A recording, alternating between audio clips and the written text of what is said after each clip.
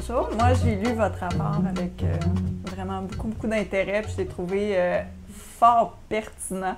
Puis je me demandais qu'est-ce qui vous avait amené à vous intéresser à cette question-là, la question de la formation des doctorants. Oui. Bien, bonjour à toi. Moi, c'est avec grand plaisir que je raborde ce qui m'a passionné en fin de carrière. Ouais.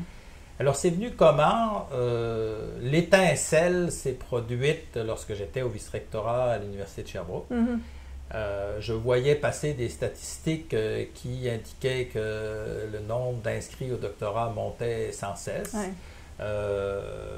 Et je me suis posé deux questions face à ça. Le doctorat est une formation de type artisanal, de mentor à apprenti.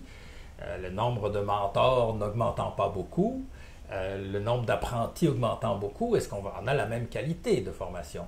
Et puis tous ces apprentis chercheurs, devenus chercheurs, vont-ils trouver des emplois à la hauteur de leurs attentes dans la société en général? Alors, partant de ces questions-là, j'ai fouillé la littérature, la démarche de recherche normale. Absolument. C'est quoi l'état de la question, hein? Ouais. Et là, j'ai été subjugué. Dès qu'on sortait du Québec et du Canada, il y avait une multitude, une abondance de livres, de colloques, de publications. Les questions étaient des bonnes questions. Absolument. Et elles avaient été posées depuis une dizaine d'années aux États-Unis, qui avaient vécu ça normalement, mais pas juste, en Europe, en Australie, etc. Donc, il y avait énormément. Donc, c'est parti de là. Alors, la suite, je pourrais la raconter plus tard, mais ça a été vraiment le déclenchement. Et là, je me suis dit, là, il y a vraiment un filon extraordinaire et justifié de s'y mettre. Absolument. Moi, j'ai été surprise dans votre rapport de voir que le 2/3 des doctorants vont pas avoir un poste de professeur-chercheur, vont plutôt avoir d'autres types d'emplois. Est-ce qu'on est bien formé pour avoir ces autres emplois-là que les emplois de professeur-chercheur présentement au Québec? Oui. Bien, d'abord, le premier point, oui, le grand bouleversement, si on peut dire, c'est que, étant donné qu'un prof ne sera remplacé que par un de ses doctorants ou de ses doctorantes, on imagine que s'il en forme 10, 15, 20 dans sa carrière, il y en aura beaucoup qui ne seront pas professeurs. Absolument. Et donc, le grand bouleversement, donc disais-je, c'est ce fait que la diversité des carrières est très importante et qu'il y aura des carrières professorales, des carrières dans les organisations, etc. Alors, il y a un fait qui demeure, c'est que l'apport de la démarche de recherche dans toute organisation, quelle qu'elle soit, est bénéfique. Maintenant, est-ce que la formation qu'on donne n'aurait pas trop tendance ou qu'on donnait à former ce que certains dans la littérature, justement, le doctorat en question appellent un clone de prof? Oui, certainement. Par mimétisme, un prof va avoir tendance à reproduire un clone de lui-même. D'où toutes les questions et tout l'enrichissement et l'élargissement qu'il faut prévoir, mais ceci, et j'insiste, sans perdre sur le squelette, sur la colonne vertébrale, qui est de bien former à la démarche scientifique, à la démarche de recherche. On doit élargir, enrichir, mais pas au détriment d'eux. Est-ce qu'on en forme trop, selon vous? La question est pertinente et certains ne l'aimeraient pas. Tu fais bien de la poser. Moi, je crois que non, à condition qu'effectivement, la formation ait été suffisamment large, suffisamment ouverte pour préparer à cette diversité des carrières. Si on ne forme qu'à stricto sensu une formation de remplaçant de prof, ben là, oui, probablement que peut-être, mais la société a besoin, la société progresse avec les nouvelles connaissances, les nouveaux savoirs, les nouvelles méthodes, les nouvelles approches, le questionnement critique qu'on a déjà évoqué. Donc, il ne faut pas hésiter. Mais par contre, il faut que la qualité soit là. Au Québec, est-ce que la qualité de la formation doctorale, vous la considérez comme bonne? Est-ce qu'elle est en lien avec les évidences que vous avez pu lire dans votre rapport? Alors, je ne suis pas placé pour donner une opinion. Si on reste dans la science, il faut évaluer.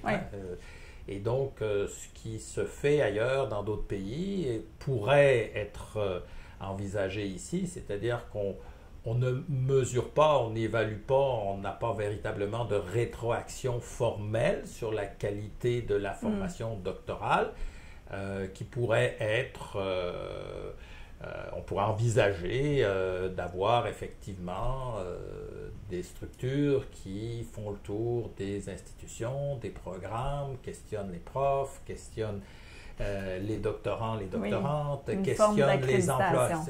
Oui, si on veut, mais le terme d'accréditation, je pense les programmes de doctorat sont accrédités. Puis effectivement, il y a un processus d'évaluation interne, un processus d'évaluation périodique qui existe. Je pense qu'il faut avoir un regard externe et plus large que simplement, surtout vis-à-vis des questions qu'on pose, pour l'attractivité, pour l'évolution, etc. Donc, tout ce que je verrais, moi, comme amélioration à faire dans ça, c'est d'avoir un regard externe, avoir des experts, exactement comme on le fait en recherche. Quand on évalue des équipes de recherche, il y a des comités visiteurs qui viennent, il y a des experts, et il y a des experts de la formation doctorale aux États-Unis, en Europe, ailleurs, qui peuvent, avec les experts locaux, venir porter un jugement, mais d'ensemble, et proposer des améliorations. Parce que malheureusement, les évaluations de programmes auxquelles j'ai pu participer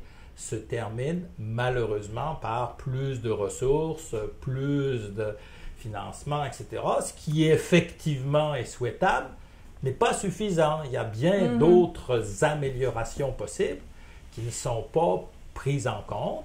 Et puis, bon, juste l'état de la littérature montre qu'il y a des questions qui sont peut-être pas vraiment abordées. Effectivement. Puis j'ai vu dans votre rapport, vous avez montré qu'il y a plusieurs modèles de doctorat au Québec. Vous avez fait un tableau, ce tableau-ci que moi j'ai trouvé absolument fascinant, qui compare tous les types de doctorats. Puis je me suis demandé, est-ce que tous les doctorats se valent? Est-ce que quelqu'un qui ferait une formation plus courte avec un seul mentor versus quelqu'un qui aurait une formation très longue avec plusieurs mentors, est-ce que tout ça se vaut? Est-ce qu'on a des données qui nous disent si ces doctorats-là sont équivalents ou pas? Là encore, je ne vais pas me prononcer sur ça. Est-ce qu'on a étudié la question en profondeur? Je pense que non. En tout cas, moi, je n'ai pas trouvé, à moins que on l'ait fait de façon tout récente. Le fait qu'il y ait différents profils, différents modes, ça, en soi, c'est une richesse. C'est pas une difficulté ou c'est pas une lacune. Je pense que les disciplines, déjà, ont leurs différences. Je pense que l'orientation que les doctorantes veulent donner à leur carrière aussi. Quelqu'un qui veut absolument faire une carrière universitaire et quelqu'un qui veut absolument faire une carrière dans une organisation va colorer son programme. Donc il faut l'adapter. Donc, c'est plutôt de regarder de façon constructive ce qu'on fait et de dire on va faire mieux. Encore mieux dans la formation, mieux pour la préparation aux différentes carrières, mieux dans l'encadrement, notamment, on y reviendra sur cette question de mentor individuel, mentor collectif. Absolument. Bon, là aussi, il faut se poser la question. Et c'est pour ça que j'aime mieux le terme de rétroaction. J'ai appris ça de mes collègues de pédagogie, que le terme d'évaluation, parce qu'évaluation, on évalue, on fait un rapport, puis c'est terminé. Absolument. Rétroaction, c'est qu'est-ce qu'on peut faire de mieux, quel retour. Et c'est ça, c'est cet effet d'entraînement, d'amélioration continue qu'il faudrait tenter d'enclencher. Enfin, c'est mon souhait. Oui.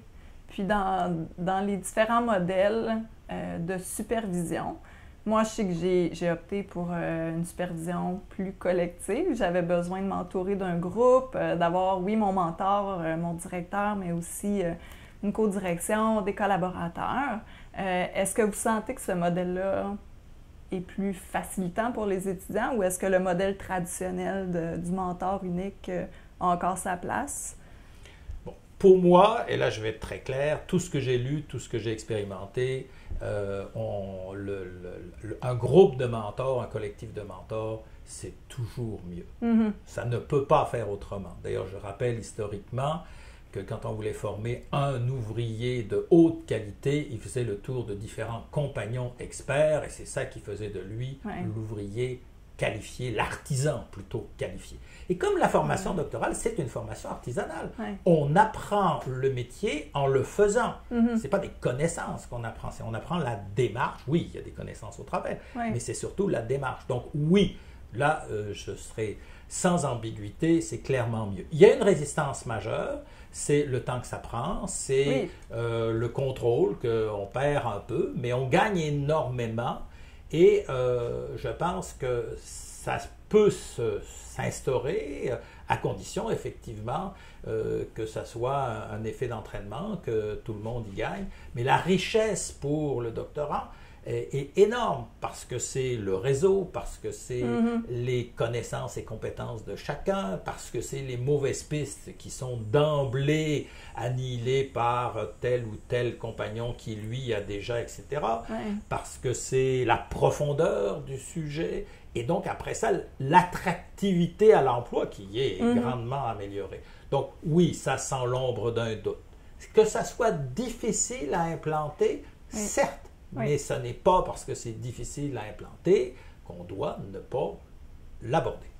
OK. Parce que présentement, même si certains étudiants souhaitent travailler en équipe ou avoir des collaborateurs, ils sont souvent dans une position difficile pour demander ou exiger ce genre de modèle-là de la part de leur directeur. Il y a une position quand même hiérarchique dans les universités où l'étudiant est au bas de la hiérarchie sociale universitaire. Est-ce que vous voyez des solutions, des incitatifs, des outils pour les étudiants qui souhaitent avoir ce type? Ça se fait dans certaines institutions, notamment aux États-Unis ou ailleurs, etc. Bon, donc c'est faisable. C'est faisable et c'est des institutions très prestigieuses, donc on ne peut pas nier qu'effectivement, ça n'est pas jouable. Est-ce qu'on peut transposer ce qui se fait dans certaines institutions prestigieuses et riches à d'autres institutions tout aussi prestigieuses au Québec, mais peut-être moins riches? Comme ça, peut-être pas. Mais l'adapter, le tout, c'est d'essayer. Ce qui est souvent le blocage, outre le contrôle, mais qui, à mon avis, n'est pas quand même un bon justificatif, c'est le temps à investir pour aider. Mais il faut voir deux éléments qui sont souvent pas abordés. Un, quand on parle de compagnons, on parle de compagnons de toute provenance. D'autres anciens PhD du même chercheur, d'autres anciens PhD de d'autres secteurs ou de d'autres disciplines. Donc, eux, on ne piche pas dans la masse des encadrants de l'université. Et si moi, comme encadrant, je passe un peu de temps avec les doctorants de d'autres encadrants, quand eux vont me donner ça en retour, je vais gagner du temps, mes doctorants vont avancer mieux, plus vite, on va trouver des idées encore plus originales, etc. Il y a des gains à faire ça. Il ne faut pas voir que le temps à investir, l'ascenseur, il revient aussi, puis vite et de façon intéressante. Donc, plus ça va être fait, plus ça va être avantageux. Plus ça va tourner, plus ça va avantageux. Et puiser dans tout le bassin des chercheurs ou des experts qui peuvent aider à encadrer le doctorat, y compris dans ne serait-ce que la conduite du projet de recherche. C'est quelque chose qui, là aussi, devrait s'apprendre. L'apprendre sur le tas, c'est une chose, mais quand il y a beaucoup de doctorats encadrés, c'est difficile. Des ateliers avec des gens qui connaissent bien la conduite de projets de recherche, pas la conduite de projets tout court, j'entends bien, mais la conduite de projets de recherche, donc faisant face à incertitudes, risques, inconnus, etc. Ça s'apprend. Aussi bien l'apprendre de gens qui sont des experts de ces choses-là, plutôt que de tâtonner à la journée longue. Puis, il y a du temps à gagner là, beaucoup. J'en suis convaincu. Absolument. Puis comme étudiante, je dois avouer, moi je trouve que c'est très avantageux d'avoir une équipe. Puis j'y ai gagné beaucoup à plein niveau, là, au niveau personnel, au niveau des connaissances que chacun a au niveau méthodologique, au niveau du réseau de contact de chacun, des opportunités que tout le monde a pu... Mais t'en es venu comment à cette équipe-là? Ça t'a été proposé? Tu l'as demandé? C'est venu comment? Moi, je l'ai demandé. C'est sûr que j'ai un parcours qui est atypique. Je viens du milieu professionnel et puis ma maîtrise qui s'est faite en physiothérapie a été faite en équipe. Puis j'ai beaucoup apprécié le travail d'équipe. Et de personnalité, j'aime mieux travailler en collectivité. Je trouve que je suis potentialisée par les autres. Fait que je me trouve toujours meilleure dans une équipe que seule. Puis quand je contemplais le doctorat, je me suis dit, bon, 5 ans, possiblement, à travailler sur un sujet de façon un peu solitaire. Bon, ben moi, j'ai besoin de m'entourer, j'ai besoin d'avoir des échanges, d'avoir du support durant le processus.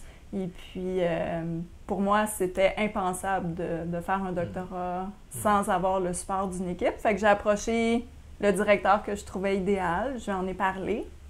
Et puis, il m'a proposé d'avoir une rencontre avec ma co-directrice que j'aurais souhaité avoir. Et puis, ça s'est bien passé, la rencontre s'est bien déroulée. Puis, on a fait de mon projet un programme de recherche. Donc, on a pu aller chercher d'autres collaborateurs, une autre étudiante au doctorat. Fait qu'on a pu créer une équipe autour du projet. Fait que je me considère comme privilégiée d'avoir pu avoir ce parcours-là. Mais je me rends compte que c'est pas la majorité des étudiants qui ont la chance d'avoir une équipe autour d'eux.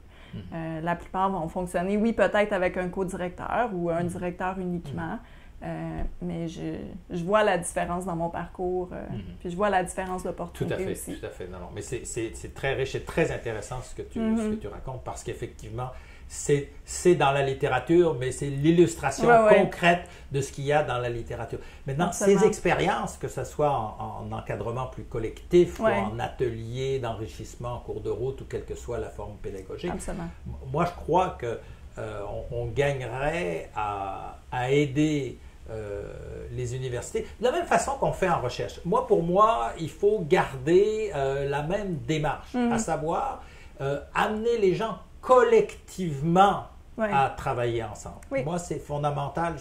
Je pense que c'est l'intérêt des doctorants, c'est l'intérêt de la société à ce que ces universités travaillent ensemble et non pas en compétition sur ce sujet, comme on voit malheureusement un peu trop. Alors en recherche, on le fait sur des thématiques. On fait des équipes de recherche multi-institutions.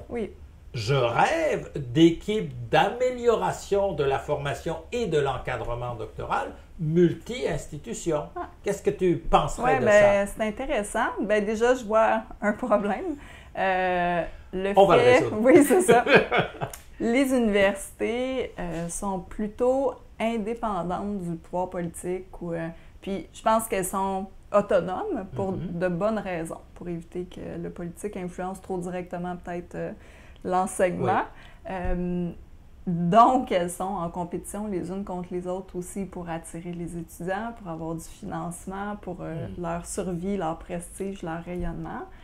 Puis, je pense qu'elles voient un intérêt pour les regroupements de recherche parce que ça crée un rayonnement qui est international.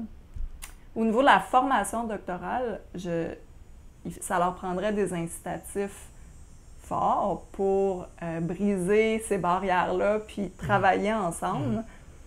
Quel genre d'incitatif vous auriez en tête? C'est intéressant ce que tu dis, parce que je pense que tu as une bonne vue de l'intérieur du fait qu'en recherche, les incitatifs sont là, puis qu'en enseignement, ils ne sont peut-être pas là. Il faut, dans ma vision des choses, c'est pas de dire on met tous les programmes de doctorat en commun.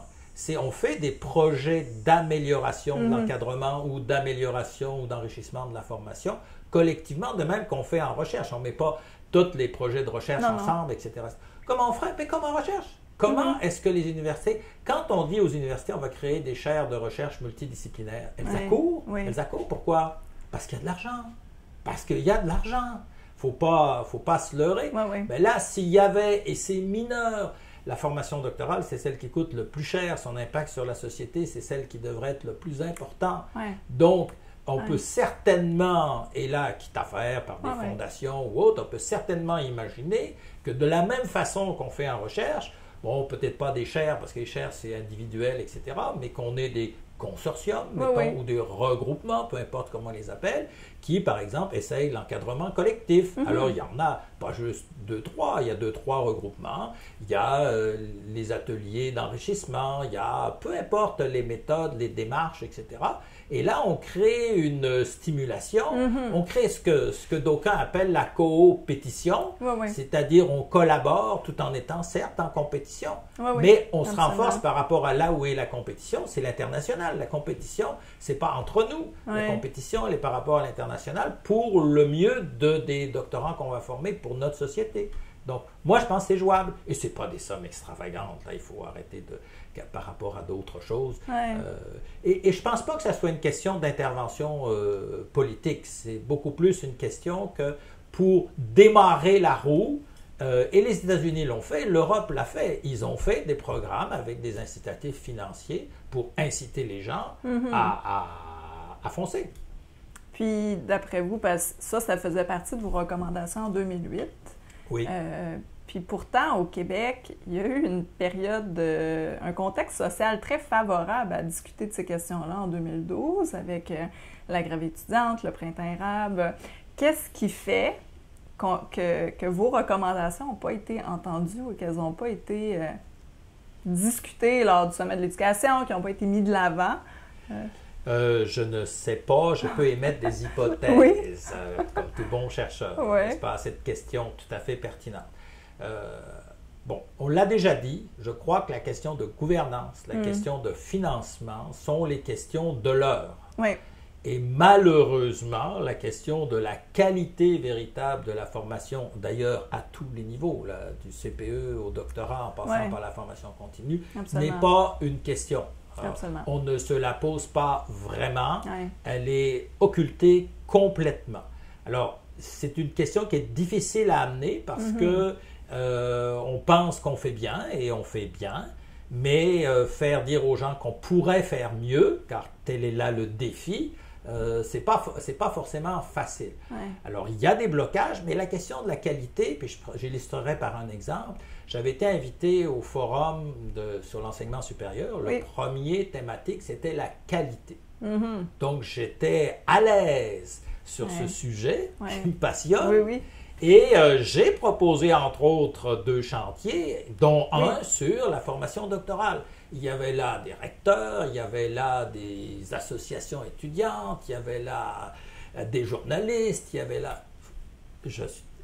Zéro impact, j'ai raté mon coup totalement, il faut savoir le reconnaître des fois. Et non, ça n'a pas accroché, parce que les sujets qui intéressent, et qui intéressent encore, c'est la gouvernance, le financement, l'organisation, la gestion, etc. La qualité étant prise pour acquise, je répète, elle est bonne. Le défi, c'est elle pourrait être mieux si on s'en préoccupait.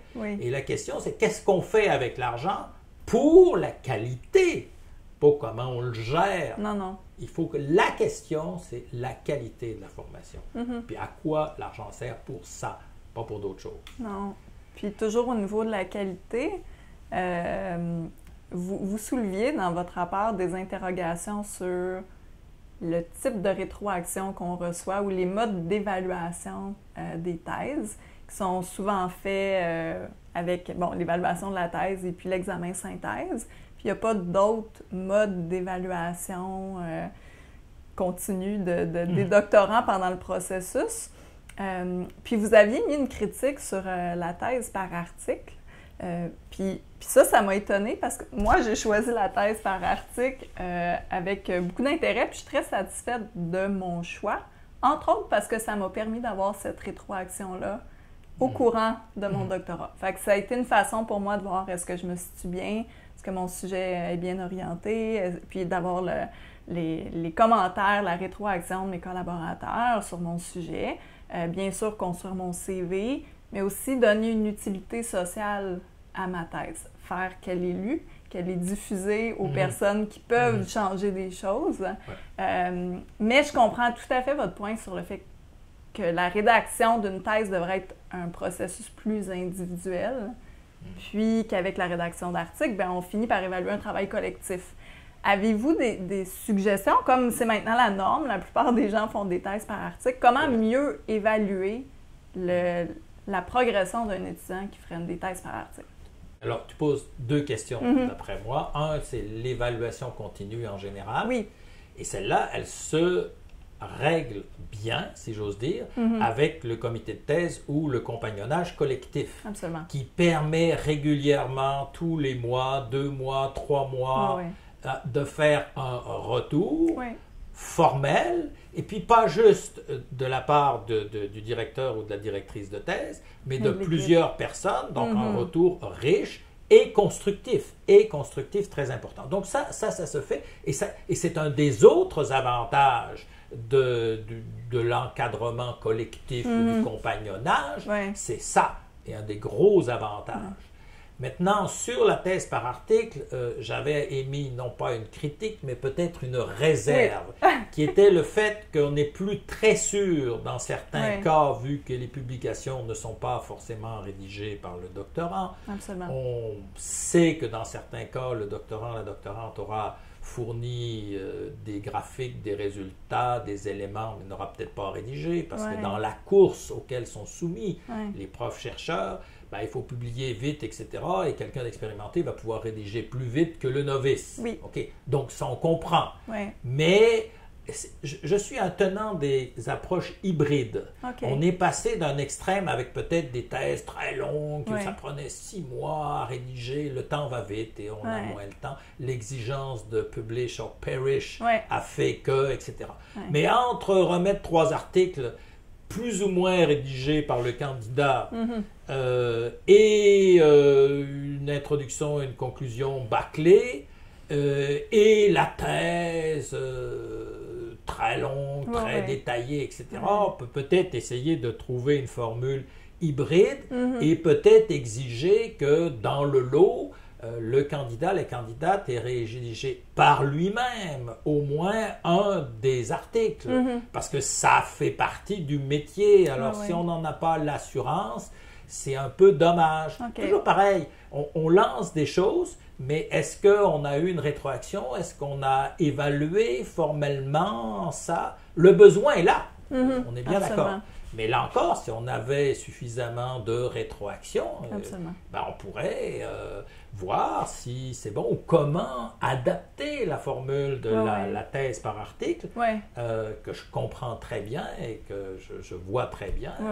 Mais puis à ce moment-là, la soutenance prend plus d'importance, contrairement à aussi l'impact que ça peut avoir de dire le candidat, la candidate a des articles arbitrés, donc la difficulté pour l'avoir pratiqué quand on arrive sur un jury de doctorat qui donc a des articles qui ont été arbitrés par des experts, comment moi, jury de doctorat, vais dire « Oh, mais là, je trouve qu'il y a des faiblesses ou c'est pas suffisant, etc. » Donc, on ne peut pas introduire des nouvelles façons de faire sans effectivement se poser des questions honnêtement, objectivement et de façon constructive, tenter de bien négocier ce virage, si j'ose dire.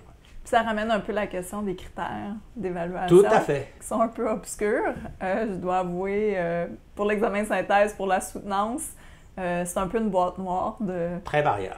Comment ça s'évalue, sur quels critères, sur quelle base, qu'est-ce qui est attendu ou pas, c'est vraiment difficile. Tout à fait. Un doctorant m'avait sorti cette formule assez imagée en disant, moi, mon parcours de doctorat, c'est je me promène dans une caverne, je me cogne la tête ici ou là, puis enfin, à la fin, je vois la lumière. Alors, peut-être que une bonne partie des idées, des expérimentations qui ont cours et de celles auxquelles j'ai pu participer, moi, c'est effectivement d'éclairer le chemin en cours de route.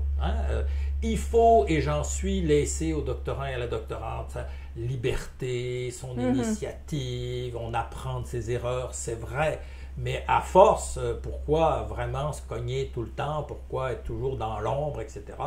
Malheureusement, là aussi, comme on l'a fait pour la thèse par article, il y a peut-être moyen d'accélérer un peu tout en ayant une meilleure qualité. Mais c'est vrai que les règles du jeu au doctorat restent obscures. Un certain mystère. Oui, puis il y a des règles du jeu, il y a des façons de fonctionner qu'on apprend effectivement... Sur le tas. Oui. Sur le tas. Oui, oui. Alors, bon, une des choses que je me suis amusé à faire dans ma deuxième série d'expérimentation dans une autre institution, j'ai monté un atelier, et j'ai eu beaucoup de plaisir, qui s'appelle « Réussir mon doctorat ». Et j'ai insisté beaucoup, même si l'université en question ou l'école en question plutôt voulait que ce soit le haut doctorat. Non, c'était mon doctorat. Parce que c'était significatif de réussir, oui, le doctorat, mais le mien, coloré à ma façon, avec mon parcours, pour mes choix de carrière après ou mon choix de carrière. Et ça, c'est tout simplement d'éclairer. Ça prend quelques fois, quelques heures. Qu'est-ce que c'est sur 5 ans? Qu'est-ce que c'est sur 5 ans? Et je revois avec plaisir les visages illuminés de doctorants et de doctorantes. Ah oui, ah c'est ça, ah ben là je viens de comprendre, ah ben oui, oh ben là je vais faire attention, etc. Ça n'empêche pas qu'après ils choisissent leur parcours, leur façon de faire en toute liberté. Et je n'étais pas le seul à présenter ça, j'en invitais d'autres pour qu'ils aient un point de vue large. Et après ils choisissent en conséquence plutôt que par défaut. Donc réussir mon doctorat, mon parcours doctoral même, c'est fondamental. En fonction de notre contexte et de ce qu'on veut faire par la suite. On ne peut pas... je crois que toi, tu choisis de te garder toutes les portes ouvertes à la fin du doctorat. C'est tout un défi. Oui, c'est un défi. Puis, je dirais, ça fait partie de ma personnalité aussi. J'ai eu un parcours atypique. J'ai toujours aimé garder toutes mes options ouvertes. Présentement, je travaille comme physiothérapeute, j'ai des charges de cours, je suis étudiante au doctorat. Puis, j'aime ce dynamisme-là. Alors, je me vois bien mal opter pour un choix de carrière spécifique et puis aller dans cette direction-là. Je veux garder toutes mes portes ouvertes. Puis je suis un peu à la croisée des chemins présentement. Parce que j'ai l'impression qu'une option vient d'emblée éliminer l'autre ou rendre ça plus complexe. Si j'opte pour un post-doctorat, clairement, je viens nuire à mon employabilité. Certains employeurs voient mal le fait de faire des post-doctorats. Par contre, si je veux un poste universitaire, ça devient un incontournable. Avez-vous des conseils pour qu'un post-doctorat ne me ferme pas des portes, mais m'ouvre toutes ces portes-là? Alors, je n'ai pas de conseils précis. Dans ton cas, il faudrait quand même que je regarde les choses comme j'aime à le faire, de façon plus approfondie. Mais ta situation appelle un certain nombre de suggestions. D'abord, ça confirme que réussir mon parcours doctoral, il y en a plusieurs. Toi, tu aimerais conserver toutes les options. Certains veulent absolument faire une carrière universitaire, d'autres en entreprise, dans une organisation, d'autres démarrer leur propre chose. Ça ne se prépare pas tout à fait de la même façon. Effectivement. Donc, on colore, on ne change pas, on colore son parcours. Maintenant, quant au postdoctorat et à tous les emplois, la question qui se pose, et je pense qu'il faut se la poser objectivement. J'ose essayer de la poser. Pourquoi est-ce qu'au Québec et au Canada, mais prenons le Québec, le fait d'avoir une formation doctorale ne soit pas perçu comme étant le nec plus ultra, comme étant quelque chose qui va apporter à toute organisation, quelle qu'elle soit. Mais que certaines organisations, publiques, privées, hormis les universités, se disent qu'a priori, embaucher un diplômé ou une diplômée de doctorat n'est pas fait pour eux, ne va pas les aider. On a certainement là aussi un problème de mise en valeur. Absolument. Parce de la valeur ajoutée, si j'ose dire, de ce que donne un doctorat. Qu'est-ce que ça donne? Qu'est-ce que ça peut amener dans une organisation? Il faut travailler ça aussi, s'améliorer là pour qu'un paquet d'organisations qui n'y songent même pas se rendent compte que oui, je prendrais pour exemple les gens qui sont dans le domaine de la propriété intellectuelle, qui n'est peut-être pas un domaine qui est voisin du tien, mais ça a ouvert des possibilités à bien des doctorants de façon très intéressante. Einstein a commencé comme ça, aime-t-on le rappeler. C'est très formateur, les brevets, c'est de la science aussi.